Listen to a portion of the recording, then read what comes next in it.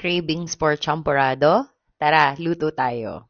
Using this ready-made champorado from White King, for sure masasatisfy na nito ang champorado cravings mo. Just prepare 5 to 6 cups of water, add sugar, use muscovado sugar para hindi mag-spike ang sugar natin. Pwede nyong dagdagan ang sweetness niyan, depende sa gusto nyo. Pakadali lang nitong i-prepare. Actually, maganda nga itong pang breakfast, lalo na kapag nasa camping kayo, or kung gusto nyo naman ng madali ang breakfast para sa mga kids. Kapag nalagay na natin lahat ng ingredients, just mix it well. Gamit ko nga pala dito yung Tefal stew pot. Tama lang yung size ng stainless pot na to para sa small family. Kapag luto ng ganito yung malagkit rice, ay pwede na natin tong iserve. Siyempre, masarap tong kainin ng mainit pa. Pero huwag kalimutan lagyan ng powder milk or fresh milk. Siguradong masasatisfy nito ang champorado cravings mo. Happy eating!